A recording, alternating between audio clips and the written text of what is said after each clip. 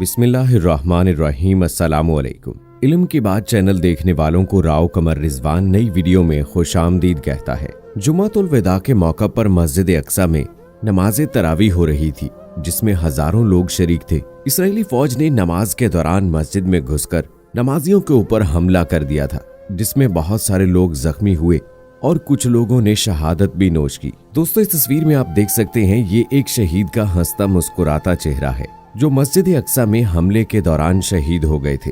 अल्लाह की राह में शहीद होने वालों के चेहरों पर इसी तरह की मुस्कुराहट हुआ करती है और उनकी कब्रों में भी उनके जिस्म महफूज रहते हैं। वो जिंदा होते हैं और अल्लाह ताला की जानिब से उन्हें रिज़्क़ अता किया जाता है। फलस्तीन के लोगों की हिम्मत की आप दाद दीजिए कि अल्लाह ताला ने उन्हें कितना हौसला बख्शा है।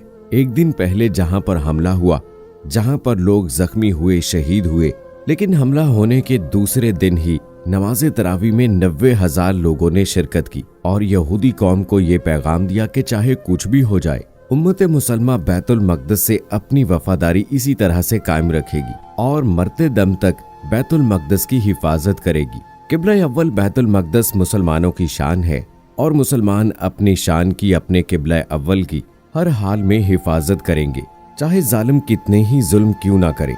एक न एक दिन तो जालिम भी खत्म होगा और उसका जुल्म भी खत्म होगा और इंशाअल्लाह बैतुल मक़दस पर मुसलमानों की फतह होगी। दुश्मन जलीलो खार होंगे और दिन रात दज्जाल का रास्ता साफ करने वालों का ना नाम रहेगा और ना ही कोई निशान रहेगा। हक गालिब आएगा और बातिल चकनाचूर होगा। अल्लाह ताला उम्मत मुसलमा में इस अजीम हौसले को इसी तरह से कायम रखे, आमीन। और आइए दोस्तों, अब आपको मुसलमानों के इसी तीसरे मुकद्दस मकाम यानी बैतुल मक़दस की तारीख के बारे में बताते हैं कि बैतुल मक़दस को बैतुल मक़दस क्यों कहा जाता है, हमारे लिए ये शहर इतना मुकद्दस क्यों है। ये फलस्तीन अनबिया अलैहिस्सलाम का मस्कन और सरजमीन रही है। हजरत इब्राहीम अलैहिस्सलाम ने फलस्तीन की तरफ हिजरत फरमाई।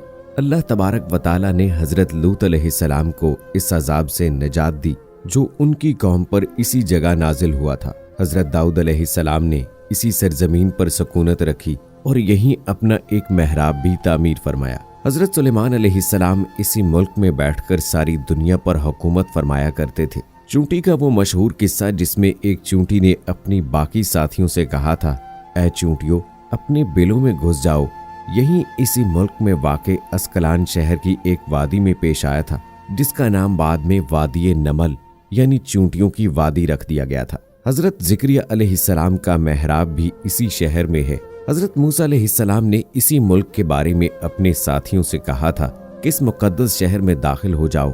उन्होंने इस शहर को मुकद्दस, इस शहर के शिर्क से पाक होने और अनबिया अलैहिस्सलाम का मस्कन होने की वजह से कहा था। इस शहर में कई मौजज़ात वकूअ पज़ीर हुए, जिनमें एक हजरत मरियम अलैहिस्सलाम के बतन से हजरत ईसा अलैहिस्सलाम की विलादत मुबारका भी है। हजरत ईसा अलैहिस्सलाम को जब उनकी कौम ने कत्ल करना चाहा तो अल्लाह तबारक व तआला ने उन्हें इसी शहर से आसमान पर उठा लिया था। विलादत के बाद जब औरत अपनी जिस्मानी कमजोरी की इंतहा पर होती है, ऐसी हालत में हजरत मरियम अलैहिस्सलाम का खजूर के तने को हिला देना भी एक मौजज़ा इलाही है। क़यामत की अलामात में से एक हजरत ईसा अलैहिस्सलाम का जमीन पर वापस तशरीफ बैतुल मक़दस के मकाम सफेद मीनार के पास होगा। इसी शहर के ही मकाम पर हजरत ईसा अलैहिस्सलाम मसीह दज्जाल को कत्ल करेंगे। फलस्तीन ही अर्ज़े महशर है। बैतुल मक़दस से ही याजूज माजूज का जमीन में कताल और फसाद का काम शुरू होगा। इसी शहर में वकूअ पज़ीर होने वाले किस्सों में से एक किस्सा तालूत और जालूत का भी है। बैतुल मक़दस को नमाज की फर्जियत के बाद मुसलमानों का किबला अव्वल होने का एजाज भी हासिल है। हिजरत के बाद हजरत जिब्राईल अलैहिस्सलाम दौरान नमाज ही हुक्म रब्बी से आका अलैहिस्सलाम को मस्जिद अक्सा से बैतुल्ला यानी काबा मुशर्रफा मक्का मुकरमा की तरफ रुख करा गए थे। जिस मस्जिद में ये वाक़या पेश आया वो मस्जिद आज भी मस्जिद किबलतैन कहलाती है। हजूर अकरम सल्लल्लाहु अलैहि वसल्लम मेराज की रात आसमान पर ले जाने से पहले मक्का मुकरमा से यहाँ बैतुल मक़दस लाए गए। सरकारे दो आलम सल्लल्लाहु अलैहि वसल्लम के इक्तदा में अनबिया अलैहिस्सलाम ने यहाँ नमाज अदा फरमाई।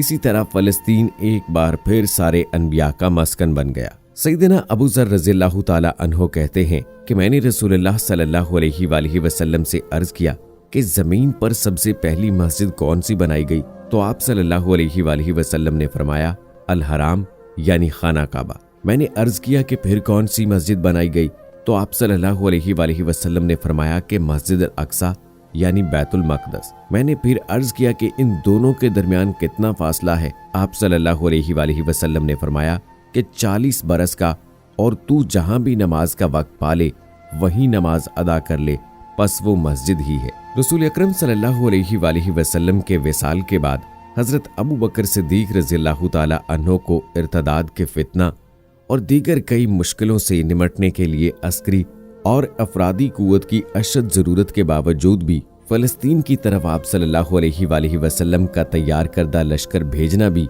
एक नाकाबिले फरामोश हकीकत है। इस्लाम के सुनहरी दौर फारूकी में दुनिया भर के फतूहात को छोड़कर महज फलस्तीन की फतह के लिए खुद सैयदना उमर रज़ियल्लाहु ताला अन्हो का चलकर जाना और यहाँ पर जाकर नमाज अदा करना इस शहर की अजमत को उजागर करता है।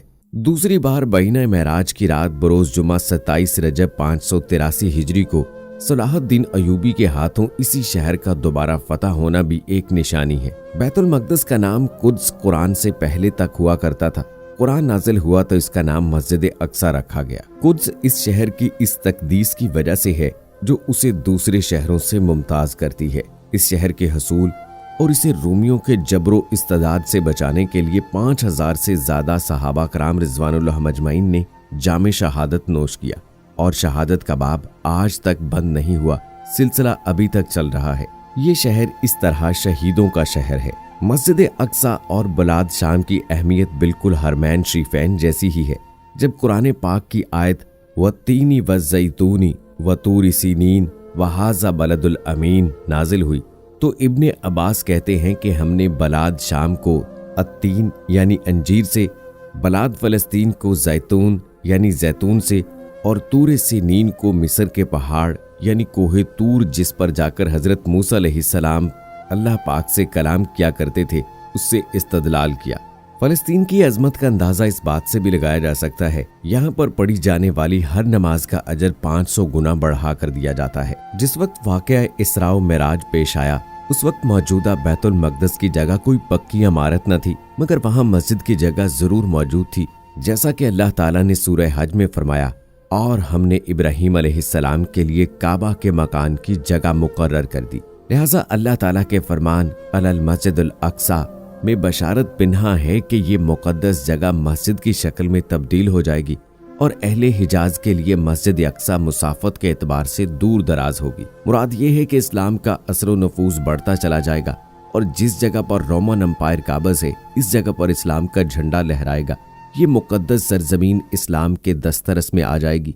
इस जुमले में मुसलमानों के लिए बशारत है कि उनके दीन को अनकरीब गलबा हासिल होगा और उनकी हुकूमत वसी से वसी तर होती चली जाएगी। इनके मुल्क का दायरा तूलो अर्ज में फैल जाएगा, फिर मस्जिद अक्सा का वजूद अमल में आएगा और ऐसा ही हुआ। तो दोस्तों, जितने अन्बिया अलैहिस्सलाम सरजमीन फ़लस्तीन में हैं, इस बात से अंदाज़ा लगाया जा सकता है कि मस्जिद अक्सा, फ़लस्तीन और बैतुल मक़दस कितनी मुक़द्दस जगह और कितना मुक़द्दस मकाम है। अल्लाह से दुआ है कि अल्लाह ताला फ़लस्तीनियों पर अपना ख़ास करम नाज़िल फरमाए, अपनी ख़ास रहमत नाज़िल फरमाए और उन्हें फ़तह दिलाए, यहूदियों को नेस्तो नाबूद करे, दीन इस्लाम का गलबा करे। आमीन सुम्मा आमीन।